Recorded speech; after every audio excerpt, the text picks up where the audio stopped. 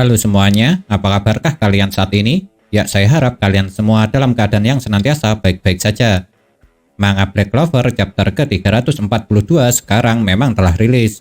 Oleh sebab itu, seperti biasa, saya akan membuat pembahasannya.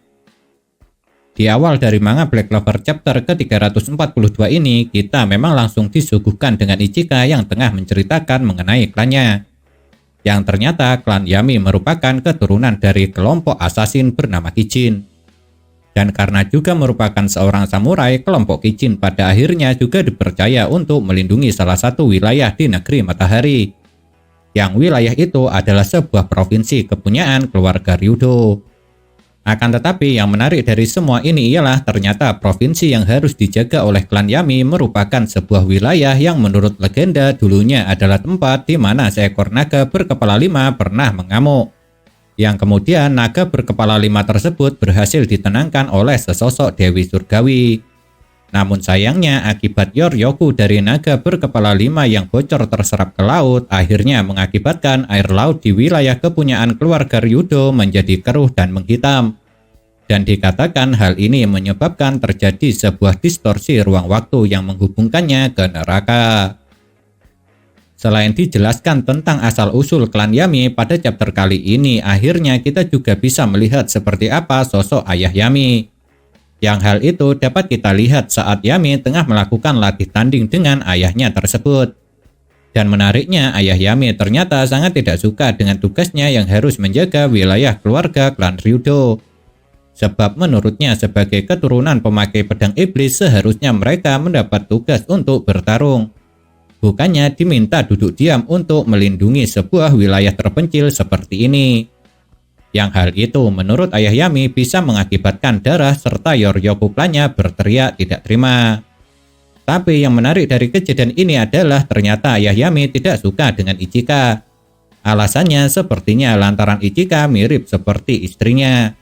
Istrinya yang harus meninggal setelah melahirkan Ichika. Dan ketidaksukaan ayah Yami kepada Ichika ini juga semakin bertambah karena putrinya tersebut kala itu masih tidak bisa bertarung. Pasalnya menurut ayah Yami seseorang yang tidak bisa bertarung maka tidak dibutuhkan di klan Yami.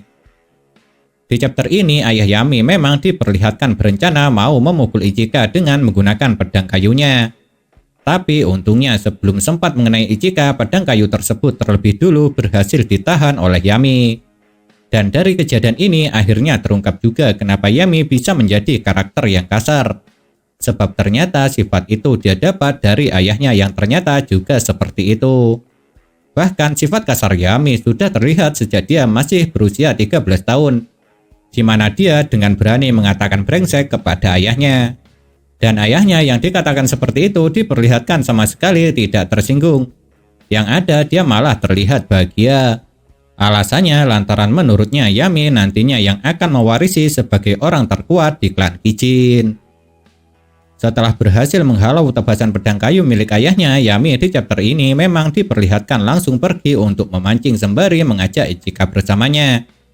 Dan karena memancing di laut yang telah terkontaminasi oleh Yoryoku milik naga berkepala 5, tentunya ikan yang didapat oleh Yami bukan lagi merupakan ikan biasa, melainkan ikan gembung oni atau juga bisa dibilang ikan gembung iblis. Yang hal itu bisa dilihat dari munculnya dua tanduk seperti iblis di kepala ikan yang ditangkap oleh Yami. Di saat tengah memancing, tiba-tiba Ryuya datang ke tempat itu. Dan meskipun merupakan putra dari seorang shogun, dia sama sekali tidak membeda-bedakan orang. Malahan Ryuya tidak mau dipanggil dengan sebutan Ryuya sama. Karena menurutnya semua orang itu sama. Dan posisi shogun hanya sebuah jabatan belaka. Bahkan dirinya tidak peduli status ataupun sebanyak apa Yoryoku orang lain. Lantaran yang diinginkan Ryuya adalah agar semua orang di negeri Matahari bisa hidup bahagia dan tertawa bersama. Namun yang menarik dari kejadian ini ialah ketika masih muda ternyata Ryuya belum menutup mata kanannya. Mungkinkah kala itu kekuatan mata kanan Ryuya belum bangkit? Atau mungkin kekuatan mata kanan Ryuya kala itu masih sangat lemah? Makanya dia belum membutuhkan penutup mata seperti sekarang. Bagaimanakah menurut kalian? Jika memiliki pendapat silahkan tuliskan saja pada kolom komentar. Yami pada chapter ini memang mengatakan kalau dirinya tidak membenci impian Ryuya itu. Dan kata-kata tersebut pada awalnya sangat dipercaya oleh Ichika. Akan tetapi pada akhirnya kepercayaan Ichika itu berakhir kecewa. Pasalnya setelah itu Ichika dengan mata kepalanya sendiri melihat Yami yang kala itu masih berusia 13 tahun membunuh ayah dan seluruh anggota klannya. Dan yang melihat kejadian tersebut ternyata bukan hanya Ichika saja, melainkan Ryuya juga melihatnya. Makanya Ichika pernah mengatakan kalau Ryuya dulu pernah menyelamatkannya. Karena hal itu memang terjadi. Soalnya saat melihat Yami membantai seluruh klannya, Ichika kala itu tengah digendong oleh Ryuya. Dan jika dilihat, kondisi Ichika saat itu memang terlihat tidak sedang baik-baik saja. Tentunya Asta sangat terkejut setelah mendengar apa yang diceritakan oleh Ichika tentang Yami. Apalagi setelah mendengar Ichika mengatakan kenapa Asta tega karena masih percaya kepada Yami. Namun meski Ichika telah menceritakan semua yang dia tahu mengenai Yami, Asta tetap kekeh dan sama sekali tidak percaya semua hal itu. Sebab menurutnya pasti ada sebuah kesalahan. Lantaran dirinya yakin jika Yami tidak akan pernah melakukan sesuatu semacam itu.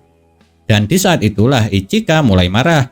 Karena dia sama sekali tidak terima kalau ada orang yang masih mempercayai Yami setelah mengetahui apa yang dia lakukan dulu.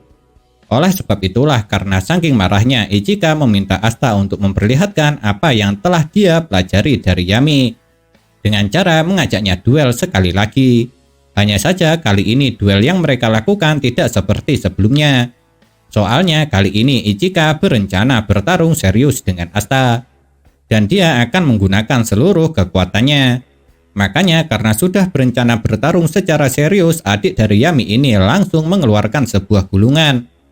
Lalu dengan gulungan itu Ichika menggunakan kekuatan Yojutsunya.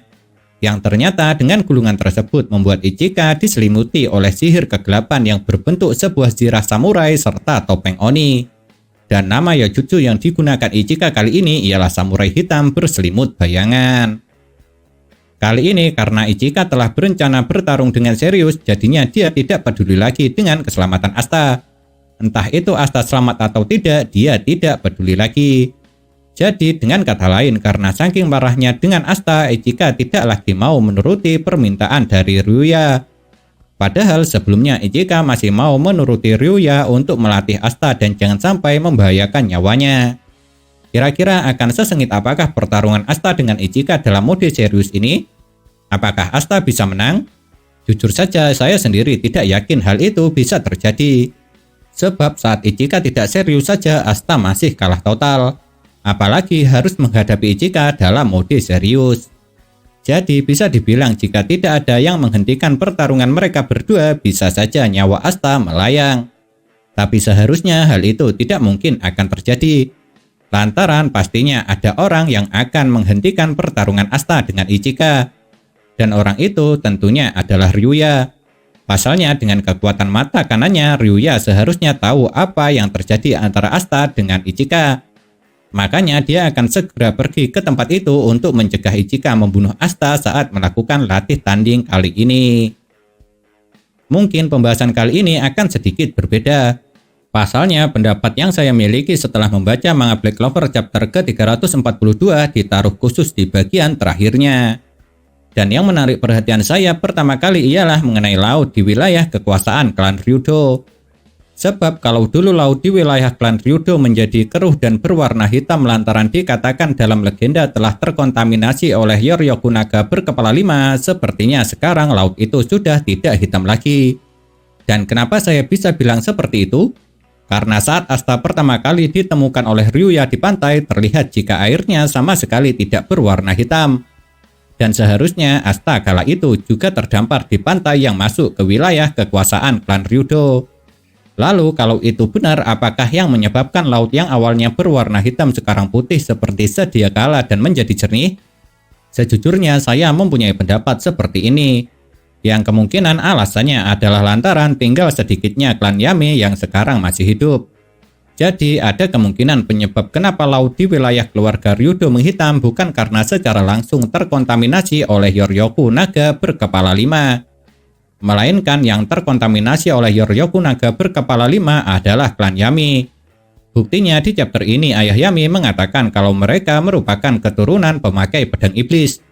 Dan karena klan Yami ditugaskan menjaga wilayah kepunyaan keluarga Ryudo, hal itu mengakibatkan air laut di wilayah yang mereka jaga berubah menjadi hitam. Jadi lantaran sejak dulu jumlah klan Yami selalu banyak membuat air laut tersebut tetap menjadi hitam.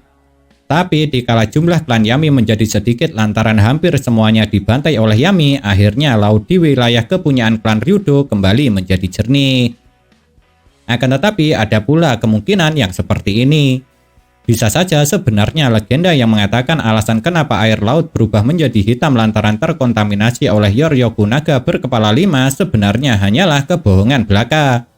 Yang hal itu dulu sengaja dilakukan untuk menutupi fakta jika sebenarnya yang mengakibatkan air laut di wilayah kepunyaan klan Ryudo menjadi hitam adalah sihir hitam klan Yami. Dan karena pada akhirnya Yami mengetahui kebenaran tentang fakta tersebut yang mungkin kebenarannya itu bisa mengakibatkan sebuah bencana, akhirnya membuat Kapten Kesatria Sihir Black Bull ini dulu memutuskan untuk membantai seluruh anggota klannya sendiri selain Ichika. Yang tujuannya supaya bencana tidak menimpa negeri matahari karena akibat terlalu banyaknya pengguna sihir hitam. Makanya setelah Yami membantai seluruh anggota klannya, membuat laut di wilayah kekuasaan klan Ryudo lambat laun kembali menjadi jernih. Jadi kalau semua yang saya katakan ini benar, maka dapat disimpulkan jika sihir hitam bisa mengakibatkan terjadinya hal buruk pada sebuah wilayah. Tapi kalau pengguna sihir hitam itu berjumlah banyak, mungkinkah hal itu benar? Bagaimana jika menurut kalian? Kalau memiliki pendapat, jangan sungkan ya untuk menuliskannya pada kolom komentar. Dan satu hal lagi, jika benar yang mengakibatkan menghitamnya air laut di wilayah yang dijaga klan Yami adalah karena saking banyaknya pengguna sihir hitam, itu berarti sihir yang satu ini berkaitan sangat dekat sekali dengan para iblis. Sebab seperti yang kalian lihat sendiri, ikan saja bisa berubah menjadi seperti iblis dan memiliki tanduk karena hidup di air yang hanya terkontaminasi saja. Lalu sekarang yang jadi pertanyaan adalah, mungkinkah manusia pemilik sihir hitam pada akhirnya juga bisa berubah menjadi iblis? Jika iya, kira-kira apakah pemicunya? Apakah mungkin orang itu harus memiliki sihir hitam yang sangat kuat terlebih dulu baru bisa berubah menjadi iblis? Atau mungkin ada faktor lainnya? Dan apakah mungkin karena faktor lain inilah kenapa Yami dulu membantai seluruh klannya sendiri selain Ichika lantaran tidak ingin keluarganya sendiri berubah menjadi iblis? Ya, siapa yang tahu jawabannya? Lantaran kebenaran tentang semua yang saya katakan saja memang belum ada. Tapi yang jelas untuk sekarang Yami Sukehiro sendiri sebagian telah berubah menjadi iblis. Sebab di manga Black Clover chapter ke-323, Grey berucap jika sekarang struktur tubuh Yami telah dirubah mirip seperti iblis. Mungkinkah perubahan tubuh Yami ini bukan karena dia tertangkap oleh Triad melainkan karena efek sihir hitam?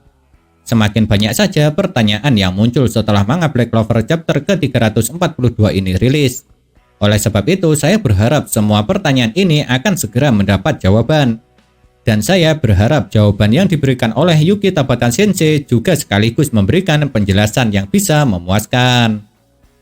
Nah, itulah yang dapat saya bahas mengenai manga Black Clover chapter ke-342 ini. Kalau menurut kalian, kejadian manakah yang paling menarik? Jika memiliki pendapat, jangan pernah sungkan untuk menuliskannya pada kolom komentar. Karena komentar kalian itu sangat berarti bagi saya.